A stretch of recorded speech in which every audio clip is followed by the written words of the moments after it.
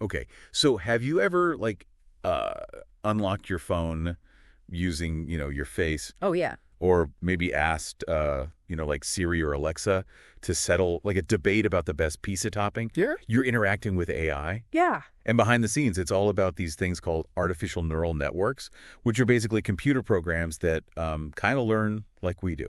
Yeah, and what's fascinating is that, like, they're modeled after the human brain. It's like we're trying to, like, bottle up the secret sauce of intelligence itself. Right. And get this year's Nobel Prize in physics went to two scientists who took like a giant leap toward figuring that out, John Hopfield and Geoffrey Hinton. Yeah, they've made groundbreaking discoveries in artificial neural networks, which has, completely changed how machines process information and learn from data. It's like they're the architects of how machines think, or at least learn to. Yeah. So to start, let's rewind to the 1980s think, like, leg warmers, synth pop, Ah, the 80s. and computers that took up like entire rooms. Yes. A time when the internet was just a baby, and the phrase smartphone would have sounded like something straight out of Star Trek. Totally. But even way back then, Hopfield and Hinton were drawing inspiration from the human brain with its billions of interconnected neurons to develop the earliest artificial neural networks. And it's remarkable how they saw the connection, those parallels between, like, the brain's biological wiring and how electronic circuits could, potentially mimic that behavior. So let's talk about these pioneers. First up is John Hopfield, a physicist who also dove deep into molecular biology and neuroscience. Talk about a renaissance man. Right. Hopfield's curiosity really shaped his path. And what's amazing is how he, combined insights from all these different fields. Like, for example, he applied his knowledge of how electrons interact in materials to understand how neurons in the brain might actually store memories. But it's wild. So it's not just that he was interested in different things, but he actually found these connections between them that nobody else saw. Exactly. And one of his biggest breakthroughs was in this area called associative memory. You know how, when you think of one word, it can trigger a chain of related thoughts? Like, if you think about beach, it might lead to waves, then surfing, and so on. Yeah, like a mental domino effect? Exactly. Is that kind of what Hopfield was trying to, recreate in a network? Exactly. He wanted to design a network that could store information in a way that allowed for that kind of interconnected recall. Like, he imagined a system where activating one part of the network could trigger this, cascade of activity leading to the retrieval of a complete memory, even if you only start with, a fragment of information. Wait, so she built a network that basically plays memory match with information. Mm-hmm. That's so cool. But, how did he actually get it to work? He used this brilliant analogy. Imagine, a landscape with, peaks and valleys. Picture a ball rolling down this landscape. Okay, I'm picturing it. Lots of hills and dips and this little ball bouncing around. Now, imagine that each valley in this landscape represents a stable state, a stored memory. When you feed the network partial information, it's like placing the ball on a slope. The ball will naturally just roll down towards the nearest valley. Yeah, it'll, settle into the lowest point it can find. That's exactly how Hopfield's network works. The network recalls the closest memory to the input, even if the input is incomplete, by finding that lowest point in its energy landscape. Oh, that's such a clever way to think about it. So it's like the network is trying to, complete the picture, filling in the blanks based on what it already knows. Exactly. And Hopfield actually demonstrated this with image reconstruction. Even with parts of an image missing, his network could often reconstruct the original by finding the closest stored pattern in its memory. That's seriously impressive. But I know you mentioned that the technology back then had its limits. How big were these networks anyway? Well, imagine trying to, simulate this complex energy landscape with the computers of the 1980s. Oh, yeah. They were dinosaurs compared to what we have today. Right. Hopfield's network, while groundbreaking, could only handle a limited amount of data. In fact, his most famous network had only 30 nodes, which is a far cry from the billions of neurons in a human brain. Wow. 30 nodes versus billions. That really puts things into perspective. So his work was more about proving it was possible, laying the groundwork for others to build on, right? Exactly. He opened the door to a whole new way of thinking about artificial intelligence. And speaking of building, let's transition to our other Nobel laureate, Geoffrey Hinton, who took inspiration from a different aspect of human learning, categorization. Yeah. Think about how, children learn to tell the difference between, say, a cat and a dog. They don't need a textbook definition, right? Yeah. They just kind of, observe, absorb those patterns, and they figure it out. It's true. My niece can spot our neighbor's fluffy cat from, a mile away. And she's only 2. Exactly. Hinton was fascinated by this innate human ability to categorize based on experience. He wanted to create networks that could learn in a similar way, like recognizing patterns and sorting information without needing someone to, give them explicit instructions. And that's what led him to develop something called a Boltzmann machine. Okay, Boltzmann machine. That's a mouthful. It sounds more like a contraption Doc Brown would invent than like a computer program. It's a pretty catchy name, though, right? Yeah. But it's rooted in some pretty hardcore physics.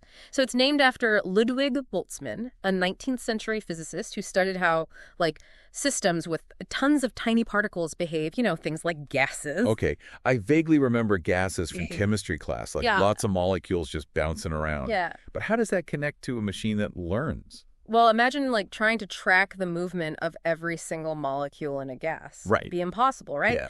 So Boltzmann used probability and energy distributions to describe the overall behavior of the system. So instead of focusing on each individual piece, he looked at the bigger picture and how likely certain states were to occur. Exactly. And Hinton took that idea and applied it to networks. So in a Boltzmann machine, different states of the network, the patterns of activation across its nodes, they're assigned probabilities based on their energy. So lower energy states, those representing common patterns in the data, they're more likely to occur. So instead of the network settling into a single lowest point, like with that landscape analogy we were talking about before, it's more like there's this probability cloud, and certain patterns are more likely to pop up than others. Yeah, that's a great way to put it. And by tweaking the connections between its nodes during training, the Boltzmann machine learns to adjust those probabilities. It figures out which features are most important for, making accurate classifications.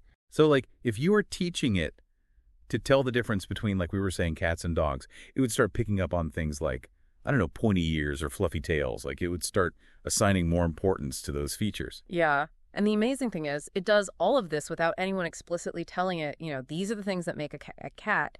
It's all about learning those patterns from the data itself.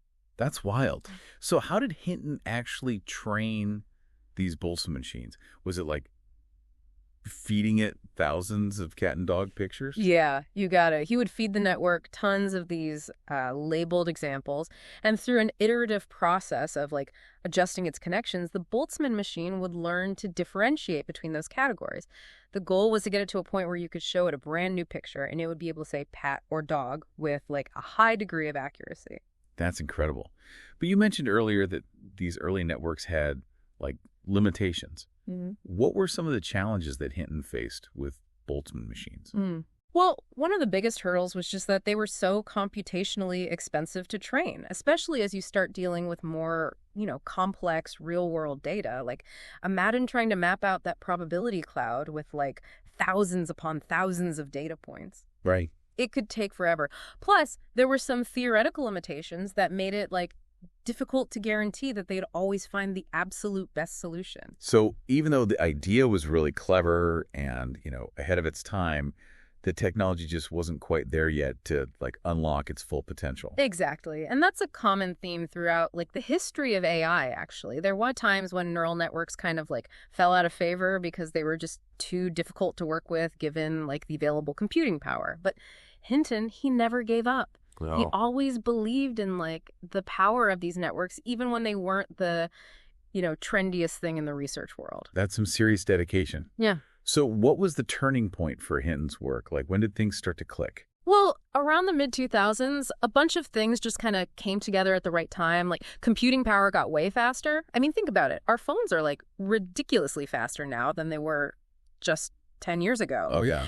And then on top of that, we entered this whole era of big data where these massive data sets became available to actually train these networks. Right. Someone flipped the on switch for the AI revolution. Exactly. And Hinton was in the perfect position to take advantage of all of this. He'd been refining his ideas for years. And then in 2006, he and his colleagues had this major breakthrough, and it totally changed the field. They developed this new way of training deep neural networks, basically networks with lots of layers stacked on top of each other. Okay, so instead of just having one layer of nodes trying to figure everything out at once, it's more like a relay race where each layer picks out these increasingly complex features and then passes the information on. Yeah, that's a really good way to put it. And this deep learning approach, as it's called, allowed for much more complex representations of data, which made it possible to start tackling problems that used to be, like, impossible for machines to solve.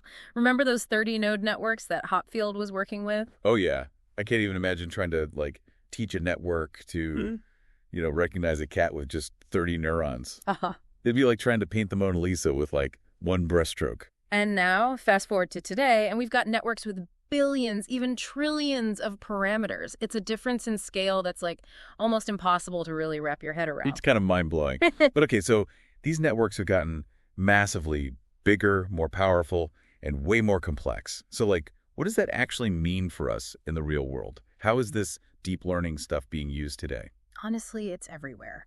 Like those personalized recommendations you get on, Spotify or Netflix or even like Amazon, that's deep learning doing its thing. Oh, right. It's like those algorithms know my taste in movies better than I do sometimes. Right. It's a little creepy, but I mostly love it. Yeah, and it goes way beyond that too. Like deep learning is being used to develop self-driving cars, to create those really realistic sounding text-to-speech systems, translate languages in real time, even like detect diseases from medical images with this like incredible accuracy. Wow.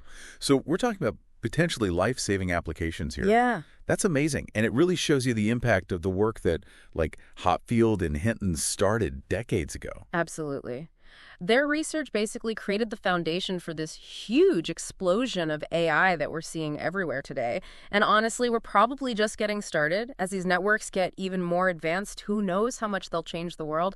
It's really exciting to think about all the amazing things that might be possible. It really is a pretty amazing time to be alive. Yeah. Even if it is like a little mind-blowing to think about everything these networks can do. Definitely something to, ponder as we sign off for today. It is.